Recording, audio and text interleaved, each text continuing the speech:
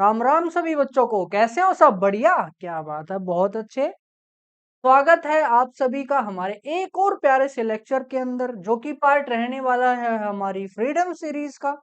और इस वाली सीरीज के अंदर हमारा टारगेट क्या है? हमारा टारगेट है कि आप चाहे बोर्ड्स की बात हो, चाहे आपके कॉम्पिटिटिव एग्जाम्स की बात हो, आप केमिस्ट्री में हमेशा अच्छे मार्क्स स्कोर करें।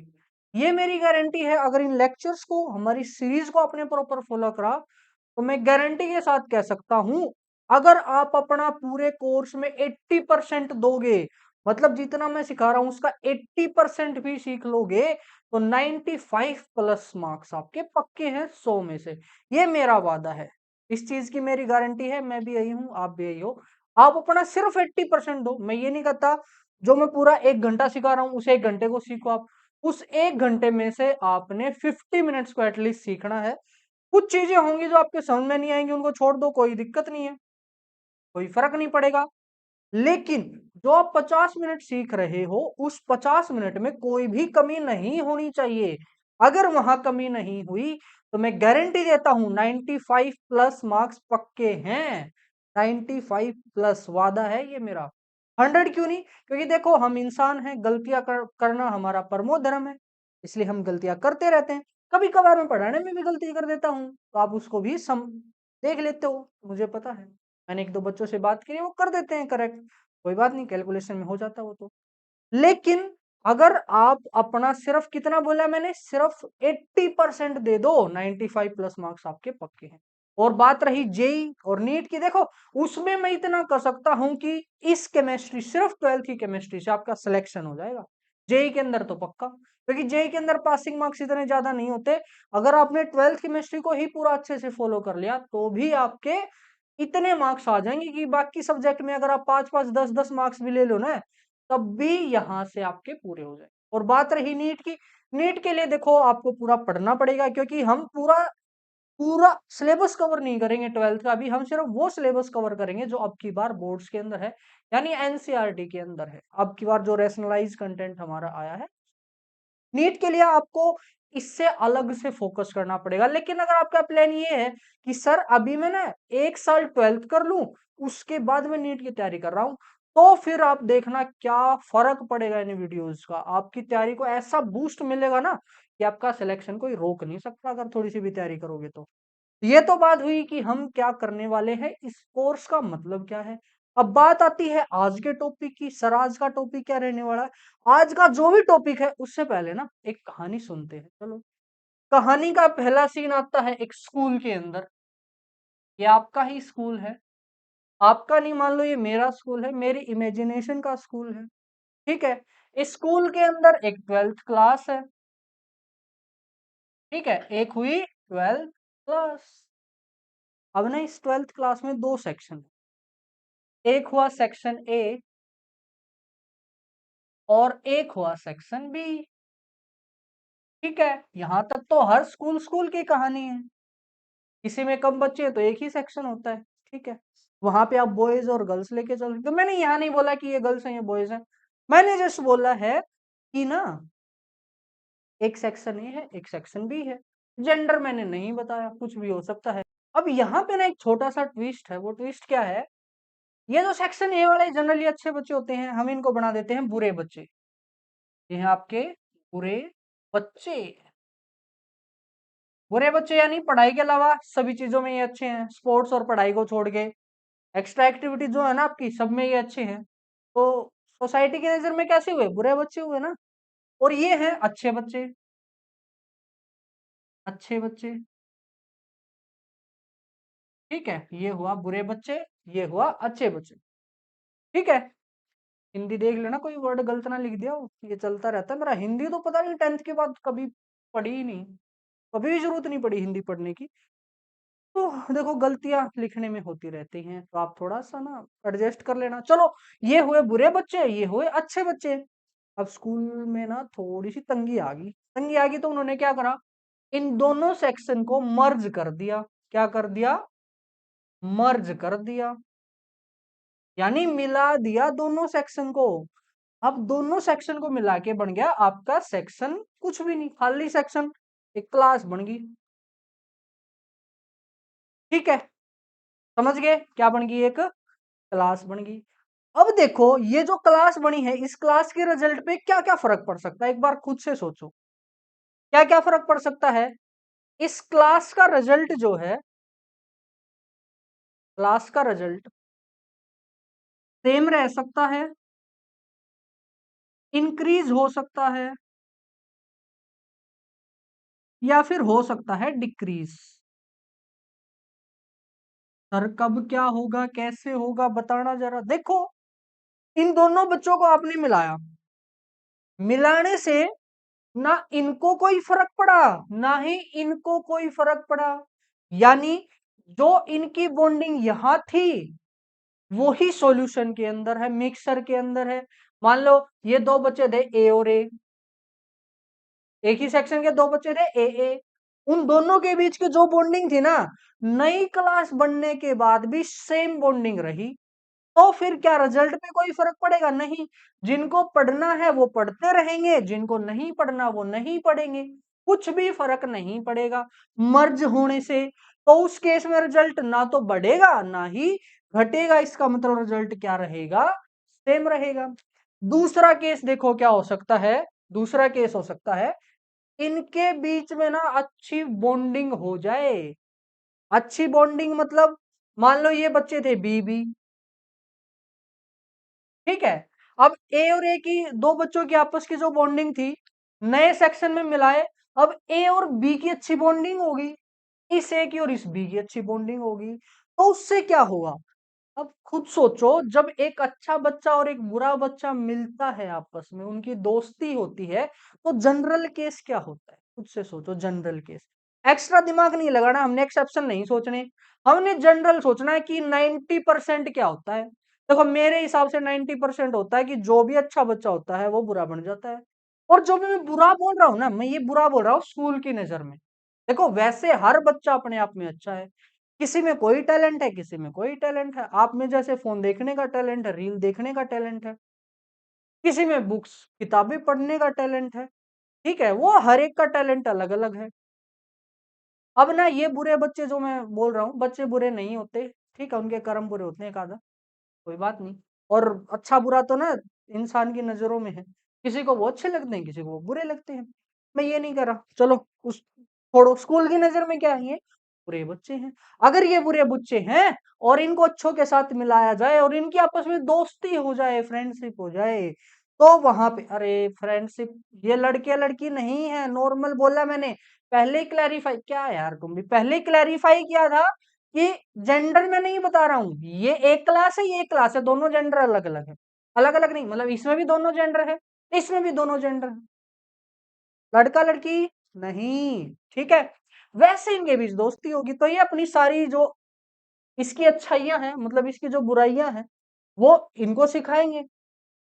भाई फोन देखना है, दूसरों से बातें करना है, घर वालों से अच्छे से बात नहीं करना है, यही होती है बुरे बच्चे की निशानी। डेली नहीं नहाना, अरे नहाने वाले तो सॉरी आप भी आ गए उसमें तो, नहीं नहीं आप नहीं, आप नहीं, चलते हैं वापस।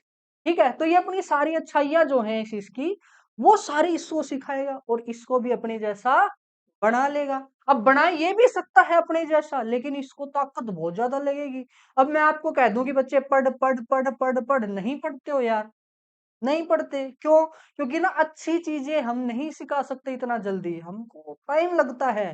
लेकिन बुरी चीजें मैं बोल दूं, अभी यहाँ कुछ भी दिखाने लग जाऊं तो पक्की बात है आप सीख लोगे पढ़ाई से, अलग कुछ दिखा दूं याद हो जाएगा, मूवी दिखा दूं यहाँ कोई अच्छी सी, पूरी याद हो जाएगी आपको, हो जाएगी ना, हो जाएगी। तो जब इनकी दोस्ती होगी तो रिजल्ट पे क्या फर्क पड़ेगा, जो पढ़ने वाले थे वो भी पढ़ना, हाँ, पढ़ना छोड़ देंगे तो रिजल्ट क्या आएगा, कम, डिक्रीज हो जाएगा, ठीक है।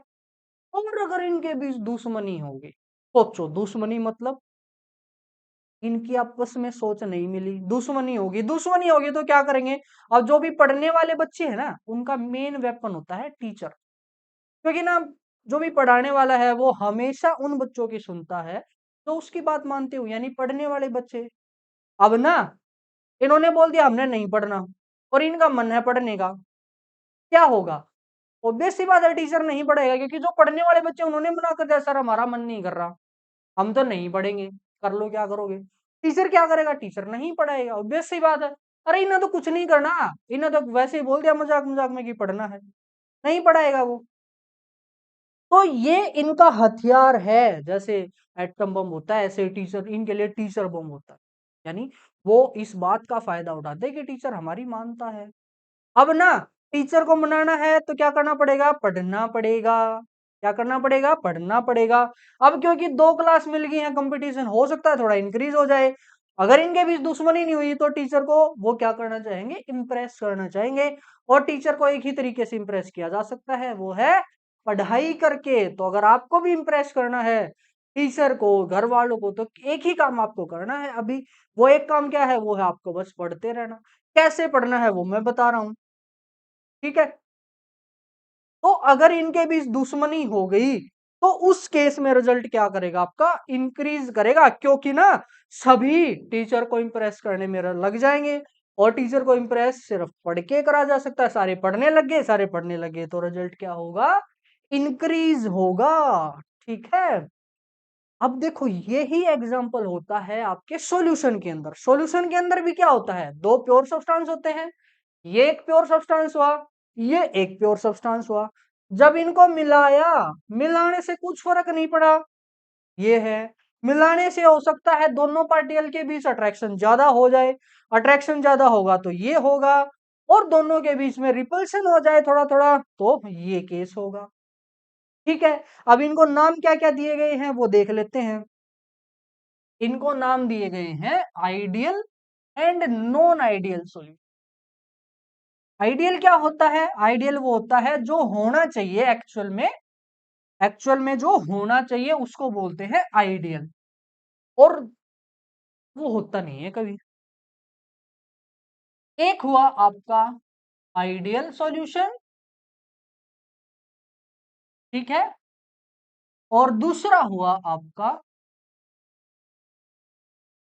Non ideal solution. ठीक है, सिंपल। एक हुआ आइडियल, एक हुआ नॉन आइडियल। आइडियल मतलब जैसा हम सोचते हैं कि वैसा हो जाए। जैसे आप सोचते हो कि मैं 1 घंटे अगर पढूं तो उस 1 घंटे में जो भी पढ़ा है वो सारा मेरे समझ में आ जाए, लेकिन क्या एक्चुअल में ऐसा होता है, नहीं होता। कुछ ना कुछ गलतियां तो रहती ही हैं। और भी कुछ काम कर रहे हो आप, चाह रहे हो कि रोटी ना गोल बने, बनेगी नहीं बनेगी, बेसी बात है, क्योंकि आइडियल दुनिया में कोई चीज है ही नहीं। और ना हम हमेशा जब भी साइंस के बारे में पढ़ते हैं, हम हमेशा कंसिडर आइडियल चीजों को लेके चलते हैं कि चीजें आइडियल होंगी, उनको हम पढ़ेंगे। इसीलिए ना कभी कभार ना चीजें आपके काम नहीं आती है। बहुत सारी जो रील्स है आजकल सोशल मीडिया पे, जो पढ़ाई का मजाक होता है, कैसे करते हैं मजाक कि सर ने हाइपोटेनस ये पैराबोलार ये सिखा दिए, रियल लाइफ में कभी काम आया ही नहीं। पता है क्यों नहीं आता, क्योंकि ना वहां हम आइडियल चीजों को पढ़ते हैं। आइडियल यानी जो एग्जिस्ट ही नहीं करती, जो बिल्कुल परफेक्ट है। और दुनिया में कोई भी चीज परफेक्ट नहीं है। तो आइडियल वाले पढ़ते हैं, लेकिन एक्चुअल में सोचना समझना किसको है, नॉन आइडियल को, क्योंकि इनसे मिलकर ही तो ये बना है। इसी में थोड़ा सा चेंज हो गया तो ये हुआ है ना, थोड़ा सा चेंज बस वो देखना है आपने। इसलिए हम हमेशा एरर लेके चलते हैं चीजों के अंदर। जैसे गैस के बारे में आप पढ़ते हो, गैस के बारे में हमेशा पढ़ते हैं, गैस के ना पार्टिकल स्पेरिकल होते हैं, लेकिन एक्चुअल में नहीं होते। हो सकता है किसी का ऐसे हेड बाहर निकला हो, किसी का इधर बाहर निकला हो कुछ। जैसे हम अपने आप को, अगर कोई हमें ऊपर बैठा हो चांद पे और हमें पढ़ने लग जाए, कैसे पढ़ेगा वो, हमारे हाथ पैर मान के नहीं पढ़ेगा वो हमें एज ए सिलेंडर मान के पढ़ेगा, हमको आइडियल केस मान के पढ़ेगा। समझ गए। इसीलिए ये चीजें, पढ़ाई वाली चीजें सबके काम नहीं आती, सिर्फ उनके काम आती है जो इस आइडियल और नॉन आइडियल के फर्क को समझ लेगा। जहां जिसको पता चल जाएगा कि जो आप पढ़ रहे हो ना उसकी एप्लीकेशन आपकी रियल लाइफ में काम आती है, वो नहीं। ठीक है। इसलिए हमेशा हमें एक स्टेप आगे आइडियल से नॉन आइडियल पे हमें चढ़ चलना होता है, सोचना होता है, अगर आप अच्छे से पढ़ना चाहते हो। चलो ये तो हुई सत्संग की बातें। सत्संग ही हो गया आज का लेक्चर तो। कोई ना। एक हुआ आइडियल और एक हुआ नॉन आइडियल। ठीक है, बात होगी आइडियल कब होगा, when solution obeys Raoult's law. Raoult's law यानी जो हमने थ्योरी के अंदर पढ़ा है, अगर बिल्कुल वैसा होता है तो वो कैसा सॉल्यूशन हुआ? Ideal solution. और थ्योरी में क्या पढ़ा था? रोल्ट लॉ पढ़ा था। और रोल्ट लॉ ने क्या बोला था? रोल्ट लॉ ने बोला था कि जो आपका टोटल प्रेशर है वो किसके बराबर होगा? P naught A X A plus P naught B X B. यही बोला था राउल्ट ने। ठीक है, अगर सच में ऐसा होता है तो वो कैसा सॉल्यूशन होगा? Ideal solution. अब अगर ऐसा नहीं होता तो वो कैसा? Non ideal. तो वहन सॉल्यूशन डोंट फॉलो या ओबे बोल सकते हो आप राउल्ट्स लॉ। Raoult's law. तो ऐसे सॉल्यूशन को क्या बोलोगे? Non ideal solution. इसका मतलब पीटी यहीं लिख देता हूं, चलो मैं।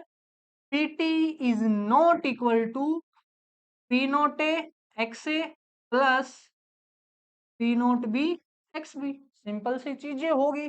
इक्वल नहीं हो तो वो नॉन आइडियल, इक्वल है तो वो आइडियल हुआ आपका। चलो नेक्स्ट चीज देख लेते हैं। अब यहाँ पे ना एक चीज बताओ, अगर ये इक्वल नहीं है तो सीधी सी बात है, या तो ज्यादा होगा या होगा कम। जैसे हमने देखा रिजल्ट या तो बढ़ेगा या घटेगा। उसी के हिसाब से हम नॉन आइडियल को भी दो कैटेगरी के अंदर कैटेगराइज करते हैं, दो क्लास के अंदर कैटेगराइज करते हैं। वो दो क्लास कौन कौन सी है? पहली है आपकी positive deviation from Raoult's law, positive deviation from Raoult's law. और दूसरी हुई आपकी negative deviation from Raoult's law. ठीक है, फ्रॉम राउल्ट्स लॉ है ये। From RAOULTS Raoult's law. Positive deviation का मतलब रिजल्ट आपका बढ़ गया, पॉजिटिव यानी ऊपर जाना, बढ़ना पॉजिटिव। तो जो पीटी है वो बताओ ज्यादा होगा या कम? वो ज्यादा होगा as compare to P naught A X A P naught B X B. P naught X है, P naught B X B. और वहीं पे नेगेटिव डेविएशन के अंदर, नेगेटिव डेविएशन के अंदर जो ये आपका पीटी है ना, ये कम होगा as compare to P naught A X A plus P naught B X B. Simple सी चीजें हुई, हुई कि नहीं हुई? ठीक है, नेक्स्ट चीज देखो। नेक्स्ट चीज क्या है कि जब ना इन दोनों सॉल्यूशन को मिलाओगे, यानी आपने बनाया एक वीएस, वो वीएस कैसे बना? Volume of solution is equal to, volume of solution is equal to क्या हुआ? वॉल्यूम ऑफ सोल्यूट, चलो ए लेके चलते हैं, प्लस वॉल्यूम ऑफ सोलवेंट। ए को सोलवेंट मानना हमने और बी को क्या मानना है? सोल्यूट। बोलने में इधर उधर हो जाता है, कोई ना। अगर ऐसा होता है तो वो कैसा सॉल्यूशन? वो आइडियल सॉल्यूशन। यानी आपने 50 ml ये लिया, 40 ml ये लिया, अगर आपको 90 ml मिल गया तो वो कैसा सॉल्यूशन है? आइडियल सॉल्यूशन है। इसी बात को ना मैं कैसे लिख सकता हूं? Delta V is equal to 0। यानी वॉल्यूम के अंदर आपका चेंज नहीं हुआ कुछ भी, जितना वॉल्यूम इधर है उतना ही वॉल्यूम इधर है, तो वो कैसा सॉल्यूशन? Ideal solution. यानी delta V is equal to 0। यहां पे बताओ क्या होगा? यहां पे होगा डेल्टा V ग्रेटर देन 0 और यहां पे डेल्टा V लेस देन 0। ठीक है, आइडियल और नॉन आइडियल को साथ साथ हम देख रहे हैं, और नॉन आइडियल में भी पॉजिटिव डेविएशन और नेगेटिव डेविएशन। अब ना साथ साथ एक और चीज बात कर लेते हैं, डेल्टा H की। सर अब ये डेल्टा H क्या है? Delta is the enthalpy of reaction. Enthalpy यानी energy of reaction. Delta H की जब भी मैं बात करूंगा, डेल्टा H का मतलब होता है, यहां लिख देता हूं मैं, delta is equal to energy of product. Product की क्या एनर्जी है? Minus energy of reactant. Reactant की क्या एनर्जी? यानी शुरू में आपके पास कितनी एनर्जी थी, मिक्स किया, कितनी एनर्जी आपको मिल गई, उसको क्या बोलते हैं? Delta H. ठीक है। अब ना जब भी आइडियल का केस होगा तो पक्की बात है delta H is equal to 0 होगा, पक्की बात है। यानी जितनी एनर्जी प्रोडक्ट की उतनी ही एनर्जी रिएक्टेंट की होगी। प्रोडक्ट और रिएक्टेंट क्या है, ये है सोल्यूट और सोलवेंट, और प्रोडक्ट क्या है आपका सॉल्यूशन। तो डेल्टा एच क्या हुआ इसमें 0। डेल्टा एच का नाम क्या है, enthalpy of reaction, enthalpy of reaction, ठीक है, एंथैल्पी ऑफ रिएक्शन। एंथैल्पी की जगह पर एनर्जी भी यूज कर सकते हो, ठीक। तो यहाँ पे क्या आएगा, डेल्टा एच ग्रेटर देन 0, यहाँ पे क्या आएगा डेल्टा एच लेस देन 0, ठीक है। हुई पक्की बात, ठीक है। अब बात करते हैं डेल्टा एस की। डेल्टा एस सर ये क्या है, ये है एंट्रोपी। एंट्रोपी, एंट्रोपी, एंट्रोपी क्या है, वर्ड सुना हो तो पहले। एंट्रोपी का मतलब मैं बोलता हूं अशांति, अशांति, या फिर इंग्लिश में इसी को बोलते हैं रैंडमनेस। रैंडमनेस यानी बिखरा बिखरा सा, बिखरा बिखरा सा। जब चीजें बिखर जाएं क्या बोलते हैं, उसकी एंट्रोपी बढ़ गई। जब चीजें बिखर जाए उसको क्या बोलेंगे, एंट्रोपी उसकी बढ़ गई, ठीक है। अब बताओ, जब आप प्योर सब्सटेंस में, प्योर सब्सटेंस में क्या था, एक ही टाइप के ऐसे ऐसे पार्टिकल थे, ठीक है। जब इससे आपने सॉल्यूशन बना दिया, ये सॉल्यूशन बना दिया, अब इस सॉल्यूशन में दो टाइप के पार्टिकल होंगे, ठीक है, कुछ ऐसे और कुछ ऐसे। तो अब खुद अपनी आंखों से देख के बताओ, कहां पे तुम्हें अशांति ज्यादा दिख रही है, कहां पे तुम्हें रैंडमनेस ज्यादा दिख रही है, कहां पे, इधर वाले पार्ट में। क्योंकि यहां तो बिल्कुल एक जैसा जची हुई है चीजें, बिल्कुल जैसे लड़कियों का कमरा, बिल्कुल सब कुछ परफेक्ट जचा हुआ, वो चीज वहां, वो चीज वहां, वो चीज वहां। और ये है हम जैसों का कमरा। आसपास दिखाऊं तो आपको चीजें, जिस चीज को यहाँ होना चाहिए वो उधर है, जिसको उधर होना चाहिए वो वहां है ही नहीं, वो पता ही नहीं कहाँ है। तो ऐसे केस को हम बोलते हैं कि आपकी एंट्रोपी क्या हुई, आपकी एंट्रोपी बढ़ गई। संसार की जितनी भी चीजें हैं, कोई भी प्रोसेस है, वो एंट्रोपी को हमेशा इंक्रीज करती है। ये चीज हम सीखते हैं थर्मोडायनेमिक्स के अंदर 11th क्लास में, फिजिक्स में भी और साथ साथ साइंस के अंदर भी। और जब आप इंजीनियरिंग करोगे वहां भी आप देखोगे कि एंट्रोपी का मतलब है अशांति, और अशांति, कोई भी काम होगा वो अशांति फैलाएगा ही फैलाएगा। मैं पढ़ा रहा हूं, मैं बोल रहा हूं, मैं सिस्टम को डिस्टर्ब कर रहा हूं, मैं अशांति फैला रहा हूं, ठीक है। तो आप बताओ, मिक्सिंग हुई, मैंने बोला कोई भी काम होगा, या यहां भी हम देख रहे हैं अशांति फैल रही है ना, अशांति। इसका मतलब डेल्टा एस क्या आएगा यहाँ पे, delta S is greater then 0। Delta S क्या, ग्रेटर देन 0, हमेशा एंट्रोपी बढ़ेगी। यहाँ पे, यहाँ पे भी तो सेम काम हो रहा है, क्या होगा, इनके बीच में दोस्ती हुई तो अशांति तो फैलेगी ना। यानी डेल्टा एस यहाँ भी क्या आएगा, ग्रेटर देन 0, और यहाँ भी क्या आएगा, डेल्टा एस ग्रेटर देन 0, ठीक है। अब ऐसे ही हम बात करते हैं डेल्टा जी की। डेल्टा जी, डेल्टा जी यानी, डेल्टा जी हुआ आपका gives free energy. Gives free energy यानी सिस्टम के पास कितनी एनर्जी है आपको देने के लिए, उसको बोलते हैं हम डेल्टा जी, ठीक है। अगर कोई भी काम अपने आप हो रहा है, कोई भी काम अपने आप हो रहा है, तो डेल्टा जी हमेशा होता है नेगेटिव, यानी लेस देन 0।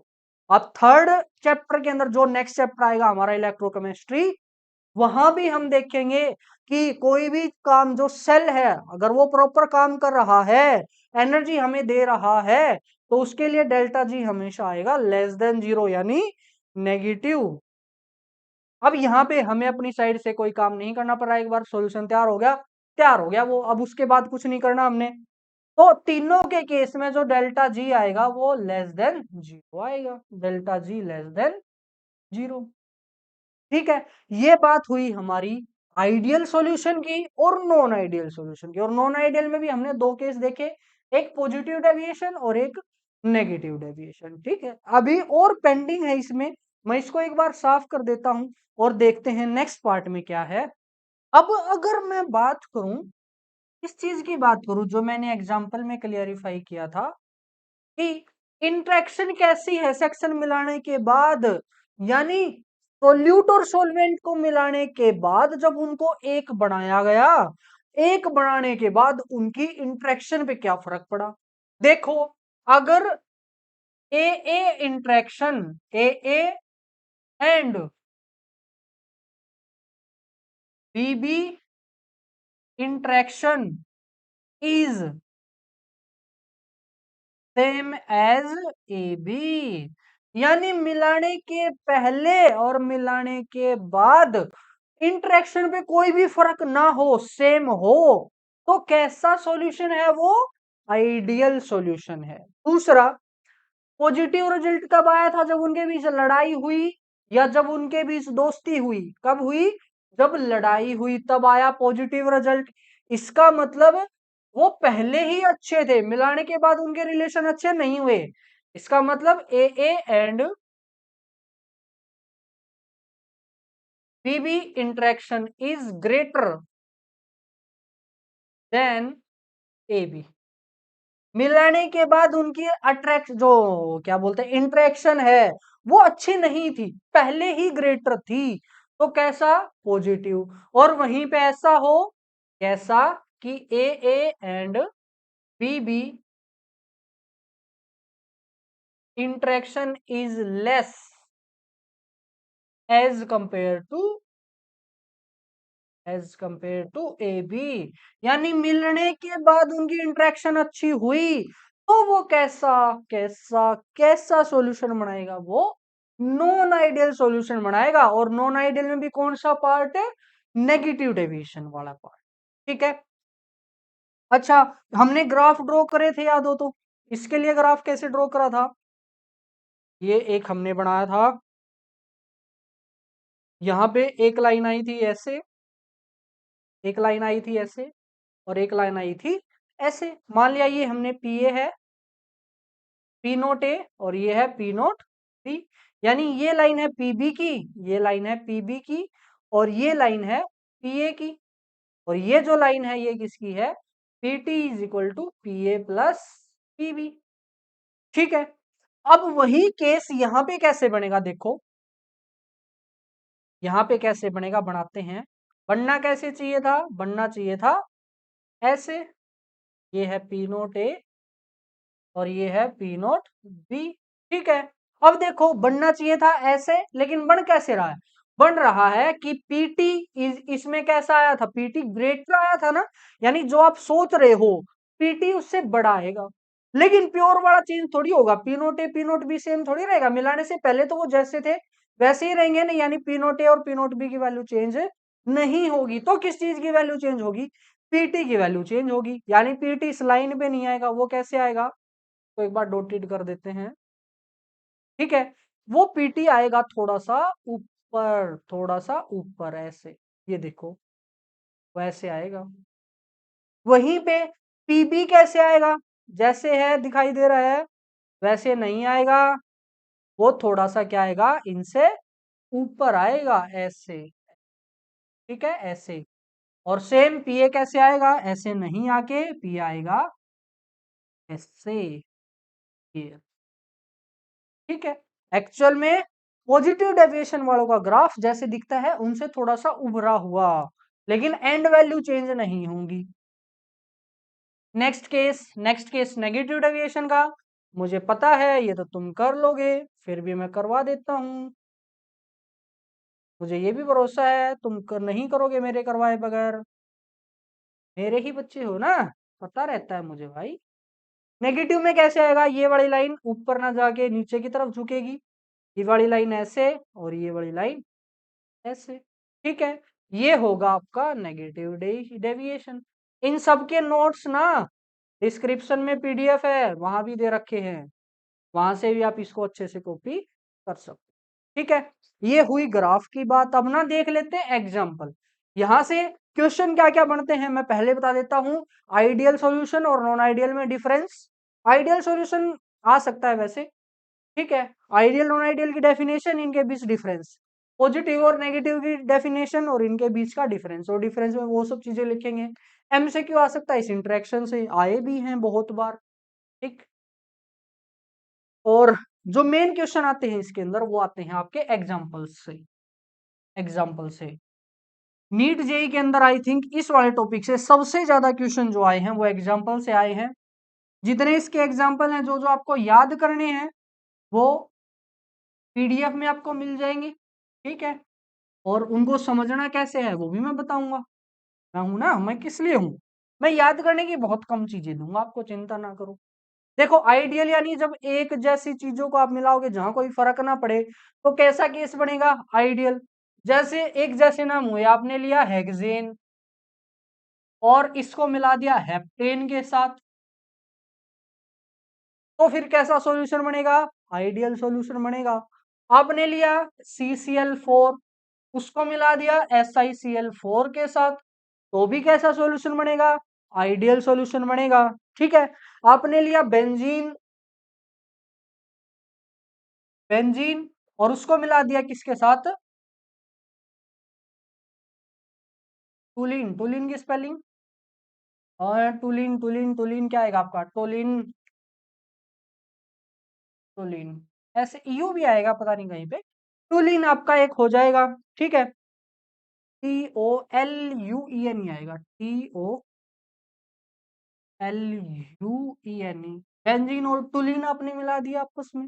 ठीक है। दोनों के अंदर वो रिंग आती है, एक जैसे हुए, एक जैसे हुए, तो वो कैसा सॉल्यूशन बनाएंगे, वो आपका आइडियल सॉल्यूशन बनाएंगे। ठीक है। और बेंजीन के ऊपर आपने एक जैसे कंपाउंड लगा दिए, जैसे ये हुई बेंजीन आपकी, एक ये हुई बेंजीन,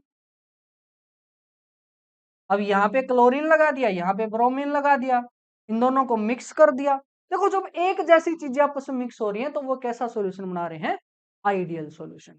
दूसरा है पॉजिटिव।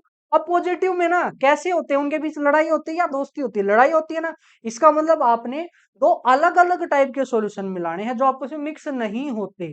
जैसे एक लिया आपने CCl4, CCl4, और ना दूसरा आपने ले लिया CHCl3, एक है पोलर एक है नॉन पोलर, मिक्स हो जाएंगे ये, लेकिन होंगे कैसा सॉल्यूशन बनाएंगे, नॉन आइडियल सॉल्यूशन आपका बनाएंगे। ठीक है।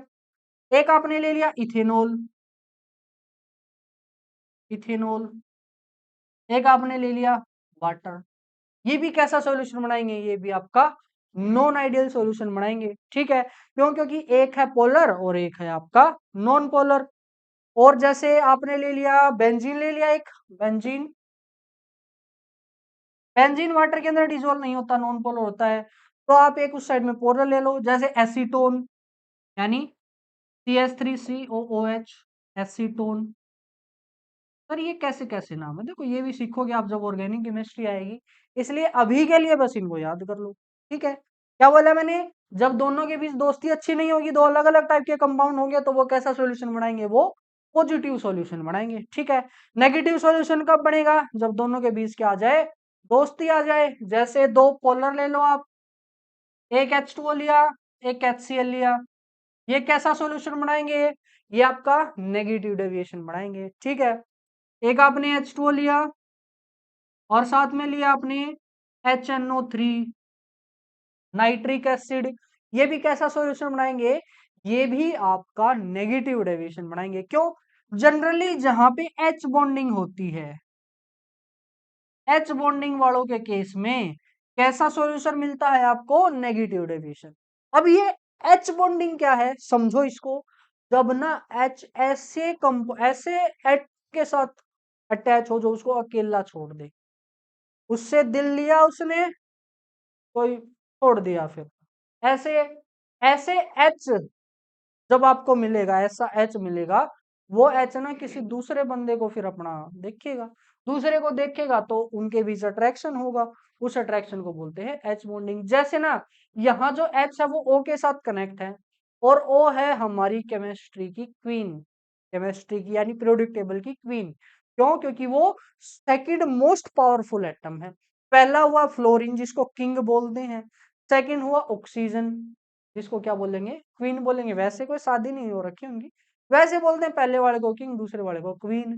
ठीक है, तो ये ऑक्सीजन क्या करता है, ये ऑक्सीजन H से इसका इलेक्ट्रॉन छीन लेता है। ज्यादा शक्तिशाली है तो वो इलेक्ट्रॉन छीन लेगा, इस H को वो अकेला छोड़ देगा। अब ये H ना इस नाइट्रोजन की तरफ भागेगा और इनके बीच में एक अट्रैक्शन होगा जिसको बोलते हैं H बॉन्डिंग। ठीक है, तो जहां भी आपको H मिल जाए, ऑक्सीजन के साथ, नाइट्रोजन के साथ, फ्लोरीन के साथ, और किसी दूसरे के पास खाली इलेक्ट्रॉन्स हो, तो वहां पे H बॉन्डिंग से होती है। और जहां H बॉन्डिंग से होगी वहां पे आपका कैसा होगा, नेगेटिव डेविएशन। दोनों नॉन पोलर या दोनों पोलर ही होने चाहिए आपके। ठीक है, जैसे मैंने बोला कि जैसे ये है CH, ये आपका CH3Cl, इसमें आपने ये मिला दिया एसीटोन, तो ये भी कैसा सॉल्यूशन होगा, ये भी आपका नेगेटिव डेविएशन, ये भी पोलर वो भी पोलर। ठीक है, और जब दो नॉन पोलर या पोलर आपस में मिलेंगे तो वो कैसा बनाएंगे, नेगेटिव डेविएशन, और दोनों अलग अलग टाइप के होने चाहिए। ठीक है, ये था हमारा आइडियल और नॉन आइडियल सॉल्यूशन। इसमें ना और भी जितने एग्जांपल बच गए वो भी आपको ना पीडीएफ जो डिस्क्रिप्शन में हमने दे रखी है उस वाली पीडीएफ से उनको भी देख लेना है आपने, क्योंकि वो भी इक्वली इंपॉर्टेंट है। कोई सा भी एग्जांपल देके पूछ लेगा, this is the example of ideal solution, positive deviation, negative deviation, none of this, ऐसा वो पूछता है। 2-3 बार पूछा गया ऐसे, बोर्ड में भी 1-2 बार ही पूछा गया बोर्ड में, पहले वो भी, अब नए नहीं, बिल्कुल पहले की बात है। ठीक है, चलते हैं अब नेक्स्ट टॉपिक पे। नेक्स्ट नेक्स्ट नेक्स्ट नेक्स्ट क्या है आपका, नेक्स्ट नेक्स्ट अभी बता देता हूँ, 2 मिनट रुक जाओ। नेक्स्ट ये आपकी थ्योरी नहीं है, मतलब सिलेबस में नहीं है, लेकिन आपको पता होना चाहिए, थोड़ा सा हम बता दूं। एक होता है फ्रैक्शनल डिस्टिलेशन, एक प्रोसेस का नाम है फ्रैक्शनल डिस्टिलेशन। इस प्रोसेस के अंदर क्या होता है, देखो कल वाली क्लास जिसको याद हो, इससे पहले वाली, ये हमारा एक सॉल्यूशन है। इस सॉल्यूशन के अंदर ना 2 टाइप के पार्टिकल हैं। ठीक है, 2 टाइप के पार्टिकल हैं।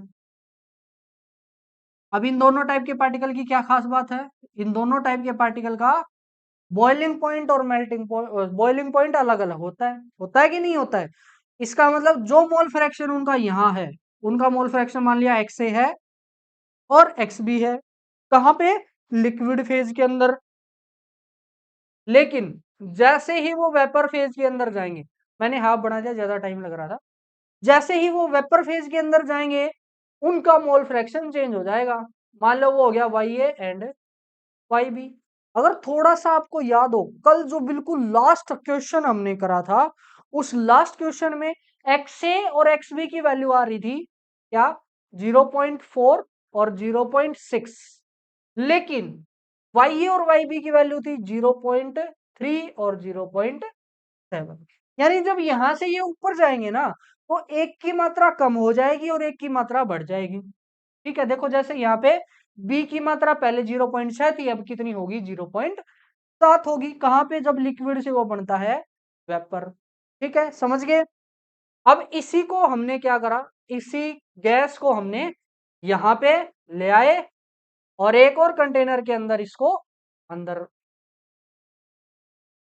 ठीक है, बुला लिया, अंदर बुला के उसको कूल कर दिया, ठंडा कर दिया। कूल करने के बाद क्या होगा, जितना कंपोजिशन यहाँ है उतना ही यहाँ पे आएगा। यानी उस गैस का, ये जो गैस आई, ये जो गैस यहां से आई, इस गैस का लिक्विड बनेगा।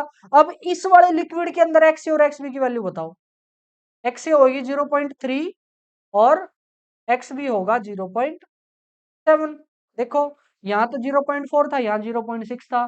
जैसे ही ऊपर गए, क्योंकि एक का बॉइलिंग पॉइंट हो सकता है कम है, बॉइलिंग पॉइंट कम है, तो उसका वेपर प्रेशर ज्यादा होगा, यानी उसके वेपर ज्यादा बनेंगे। वेपर ज्यादा बनेंगे तो उसका मोल फ्रैक्शन भी ज्यादा होगा।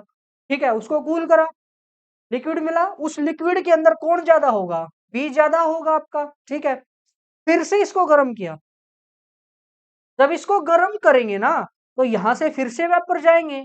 अब बताओ किसके वेपर ज्यादा जाएंगे, अब भी बी के वेपर ज्यादा जाएंगे, क्योंकि उसका बॉइलिंग पॉइंट कम है एज कंपेयर टू ए, और जिसका बॉइलिंग पॉइंट कम उसके वेपर ऊपर ज्यादा जाएंगे। ठीक है, तो इसके वेपर ऊपर ज्यादा गए, वेपर ऊपर ज्यादा जाने से वाई ए और वाई बी ये फिर से चेंज होंगे। मान लिया वाई बी हो गया, वाई ए हो गया 0.2 और वाई बी हो गया आपका 0.8। ऐसे ना बार बार करते रहेंगे हम, तो हमें ना बी मिल जाएगा लगभग प्योर फॉर्म। हमने एक सॉल्यूशन से एक टाइप के पार्टिकल को अलग कर दिया। इस प्रोसेस को बोलते हैं फ्रैक्शनल डिस्टिलेशन। फ्रैक्शनल यानी छोटे छोटे टुकड़ों में, फ्रैक्शंस में। यहां से थोड़ा सा अलग किया, यहां से आगे चलते जाएंगे फिर थोड़ा सा अलग करेंगे, और आगे चलेंगे फिर से थोड़ा अलग करेंगे। ठीक है, ये क्या था आपका फ्रैक्शनल डिस्टिलेशन। यहाँ पे अब एक लिमिट है। एक लिमिट क्या है कि ये मेथड ऐसे पार्टिकल पे नहीं लग सकता जहां पे बॉइलिंग पॉइंट दोनों का सेम हो। अब बॉइलिंग पॉइंट सेम हुआ तो जितने पार्टिकल यहाँ हैं उतने ही पार्टिकल ऊपर जाएंगे। फिर से लिक्विड बनाओगे सेम मोल फ्रैक्शन मिलेगा, फिर से गर्म करोगे ऊपर भी सेम ही पार्टिकल जाएंगे, फिर से मोल फ्रैक्शन क्या मिलेगा, सेम सेम मिलेगा। ठीक है, तो ये जो हमारी प्रॉब्लम आती है, इस प्रॉब्लम को हम सोल्व नहीं कर सकते यूजिंग फ्रैक्शनल डिस्टिलेशन। और जिन सॉल्यूशन के अंदर ये प्रॉब्लम आती है उनको बोलते हैं एजियोट्रोप्स। क्या बोलेंगे, एजियोट्रोप्स। ये हमारे सिलेबस में है, इससे पहले हमें फ्रैक्शनल डिस्टिलेशन को पढ़ना था। ठीक है, एजियोट्रोप्स। एजियोट्रोप्स क्या है, एजियोट्रोप्स है constant boiling mixture. Constant boiling mixture यानी ऐसे मिक्सचर जिनका बॉइलिंग पॉइंट कांस्टेंट रहे, चेंज ना हो, उनको क्या बोलते हैं, क्या बोलेंगे उनको, एजियोट्रोप्स। और इनकी और क्या खास बात तो होती है कि वहन, या बोलो आप वहन mole fraction in vapour phase, in vapour phase is same as mole fraction in liquid phase. जब ऐसा हो तो उस सॉल्यूशन को क्या बोलते हैं, या उन पार्टिकल्स को क्या बोलते हैं, हम उनको बोलते हैं एजियोट्रोप। अब जब उनका मोल फ्रैक्शन सेम होगा तो उनको फ्रैक्शनल डिस्टिलेशन से अलग करना पॉसिबल नहीं है। फिर भी हम अलग करते हैं, उसके लिए अलग मेथड है, लेकिन फ्रैक्शनल डिस्टिलेशन वहां पे नहीं लगेगा। समझ गए, एजियोट्रोप्स इंपॉर्टेंट है, ये आए साल लगभग हर पेपर में आ लेता है। ठीक है, कई बार एमसीक्यू फॉर्म में, कई बार वन वर्ड फॉर्म में आता है, यही बस। ठीक है, 1 मार्क्स या 2 मार्क्स में। अब ये जो एजियोट्रोप्स हैं इसकी टू टाइप्स हैं, टू टाइप्स। पहली है आपकी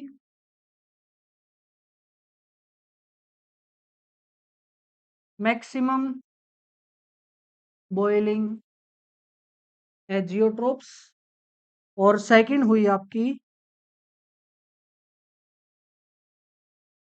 मिनिमम बॉइलिंग एजियोट्रोप्स। ठीक है, देखो मैक्सिमम बॉइलिंग, जिनका बॉइलिंग पॉइंट ज्यादा हो वो एजियोट्रोप्स, और जिनका बॉइलिंग पॉइंट कम हो वो एजियोट्रोप्स।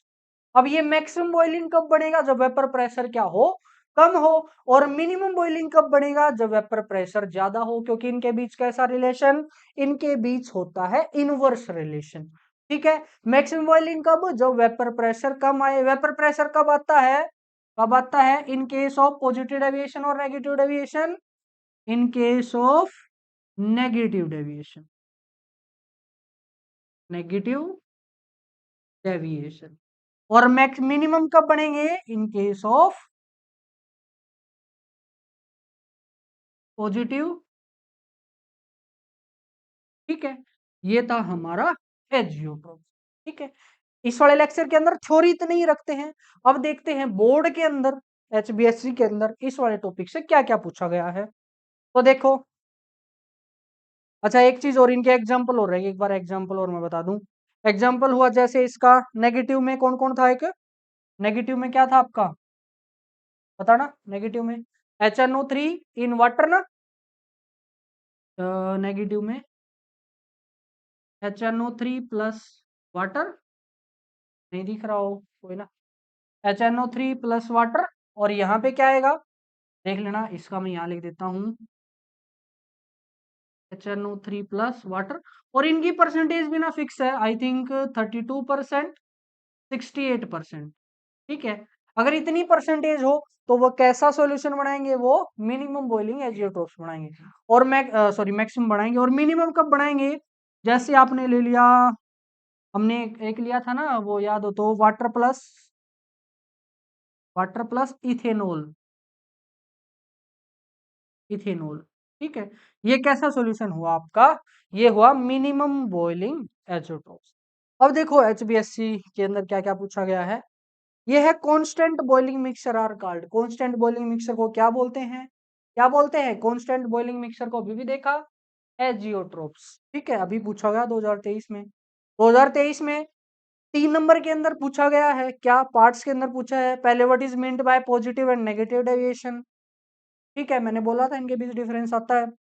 दूसरा है what role does molecular interaction play in solution of alcohol and water, water और अल्कोहल का अगर आप सॉल्यूशन ले लो, एक आपने लिया है वाटर और एक लिया है आपने अल्कोहल, पहले ही बताओ ये किस टाइप के सॉल्यूशन है, आइडियल है या नॉन आइडियल, ये थे नॉन आइडियल, नॉन आइडियल में भी कैसे थे, पॉजिटिव डेविएशन था ना नॉन आइडियल में भी, यस, इसका मतलब इनके बीच का इंटरेक्शन कमजोर होता है एज कंपेयर टू इनकी प्योर फॉर्म में, उसी की वजह से ये ज्यादा वेपर प्रेशर शो करते हैं as compared from Raoult's law, ठीक है, ये इसका आंसर हो जाएगा। नेक्स्ट 2011-21 के अंदर भी सेम सवाल पूछा गया था, और 2019 के अंदर पूछा गया था डिफाइन एजियोट्रोप्स मिक्सर, ये मैंने बस लेटेस्ट ही लिया, मैंने बोला था ना, देखो हर साल लगभग यहाँ से क्वेश्चन आता है, 23 के अंदर आया, 22 के अंदर मेरे को बड़े क्वेश्चन नहीं मिले, आई थिंक उनमें हो सकता है 21 के अंदर भी, 19 के अंदर भी, 18 और 17 के अंदर नहीं पूछा गया था उससे पहले, लेकिन ये ज्यादा पूछा गया है। अब देखो सीबीएसई की बारी, सीबीएसई के अंदर पहला क्वेश्चन 2020 के अंदर पूछा गया है, what happened when acetone is added to ethanol, बताओ किस टाइप का सॉल्यूशन था ये, पॉजिटिव डेविएशन या नेगेटिव, ये था पॉजिटिव डेविएशन का केस, तो क्या होगा, पॉजिटिव डेविएशन वो शो करेगा फ्रॉम रोल्स लॉ। नेक्स्ट है आइडियल सॉल्यूशन क्या है, देखो कितनी बार पूछा गया है।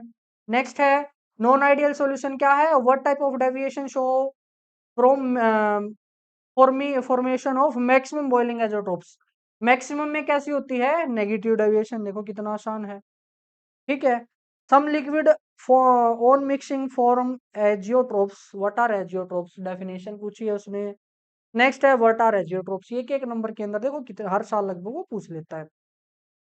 2 मार्क्स में क्या क्या है, write two difference between ideal and non ideal, दो डिफरेंस में एक एक तो डेफिनेशन होगी कि एक रोल्ट लॉ को फॉलो करते हैं, एक रोल्ट लॉ को फॉलो नहीं करते, साथ साथ आपने पीटी का रिलेशन लिख दिया, उसके बाद डेल्टा वी डेल्टा एच लिख दिया, डेल्टा वी डेल्टा एच लिख दिया, एक आप लिख सकते हो इंटरेक्शन के बारे में, वो भी जरूरी है, और जब 2 से ज्यादा मार्क्स में आए या का एक में भी आ जाए, ग्राफ जरूर बनाना, 1 नंबर ग्राफ का आपको जरूर मिलेगा, ठीक है। नेक्स्ट क्वेश्चन, एजियोट्रोप्स क्या होते हैं, ठीक है, इंटरमोलिकुलर स्ट्रेंथ पे उस क्या फर्क पड़ेगा, ये देखो हमने बता दिया। पॉजिटिव डेविएशन क्या है रोल्ट लॉ से, एग्जांपल बताओ, delta H positive, delta H का साइन पॉजिटिव डेविएशन के लिए क्या होगा, पॉजिटिव के लिए ग्रेटर देन होगा, ठीक है। एजियोट्रोप्स क्या है, पॉजिटिव डेविएशन से किस टाइप का एजियोट्रोप बनता है, गिव एग्जांपल, ठीक है। नेक्स्ट भी यही है, 2015 के अंदर साथ साथ ही पूछा गया था, वहां पे बस नेगेटिव डेविएशन पूछ लिया। What type of deviation is shown by mixture of ethanol and acetone, ethanol और एसीटोन में देखो अभी 1 नंबर में ही पूछा था ना वो, ये आप कर लोगे। What is meant by positive and negative deviation, ठीक है, डेल्टा डेल्टा एच बताना है, इजी है, ये आप कर लोगे, ये भी ठीक है, हम डिस्कस भी कर चुके हैं। और क्लोरोफॉर्म और एसीटोन नेगेटिव डेविएशन शो करते हैं, क्यों, जब भी ऐसा आ जाए आपको रीजन पता नहीं हो, हमें बस ये तो पता है ना कि अगर नेगेटिव डेविएशन है तो उनके बीच का इंटरेक्शन कैसा होगा, उनके बीच का इंटरेक्शन होगा कमजोर, यानी मिलाने के बाद उनका इंटरेक्शन कम हो जाएगा, ठीक है, नेगेटिव सॉरी अच्छा हो जाएगा, उनके बीच का अच्छा हो जाएगा, यानी पहले वाला था जो वो कमजोर हो जाएगा, ठीक है, ये रीजन हम इसके अंदर दे देंगे। ये था हमारा एक इंपॉर्टेंट टॉपिक, आइडियल और नॉन आइडियल सॉल्यूशन। साथ साथ हमने कवर करा है इसका क्या, कवर करा है हमने एजियोट्रोप्स को, ये भी इंपॉर्टेंट है, बहुत बार पूछा जाता है। ठीक है, नेक्स्ट आपके क्या क्या बचे हैं, कोलिगेटिव प्रॉपर्टी बची हैं, 4 कोलिगेटिव प्रॉपर्टी है, 2 एक लेक्चर में कवर करेंगे, 2 एक लेक्चर या 3 एक लेक्चर में, 1 एक लेक्चर में, आई थिंक ऐसा हम करेंगे। ठीक है, और उसके बाद और क्या बचा है, और बचा है आपका वेंट होफ फैक्टर। सिर्फ ये दो ही टॉपिक मेन हमारे बचे हैं, कोलिगेटिव प्रॉपर्टीज और उसी का एक सब टॉपिक है वेंट होफ फैक्टर, और फिर हमारा चैप्टर हो जाएगा लास्ट फिनिश। ठीक है, और अब जो लेक्चर होंगे उनके जो पीवाईक्यू हैं सारे लास्ट में एक साथ देखेंगे, क्योंकि सबसे इंपॉर्टेंट जो टॉपिक है इस चैप्टर का, सबसे इंपॉर्टेंट मैंने बोला जहां से सबसे ज्यादा क्वेश्चन आते हैं इरिस्पेक्टिव ऑफ एग्जाम, यानी कोई सा भी एग्जाम हो, उस वाले टॉपिक से जो नेक्स्ट लेक्चर होगा सबसे ज्यादा क्वेश्चन आएंगे। और वो ना, उसका उन सब का बेसिक ये है, रोल्ट लॉ, हेनरी लॉ, ये बेसिक है उसका, इसके बगैर वो नहीं आएंगे। ठीक है, इसलिए इनको करना जरूरी है। आज के लिए इतना ही रखते हैं, मिलते हैं हमारे नेक्स्ट लेक्चर के अंदर, जहां पे हम इस वाले टॉपिक यानी कोलिगेटिव प्रॉपर्टीज को बिल्कुल बेसिक से डिस्कस करेंगे, और साथ साथ नीट और मतलब नीट को छोड़ो सब क्या है, पीवाईक्यू हम वहां पे डिस्कस करेंगे। ठीक है, तब तक के लिए मेरी तरफ से राम राम।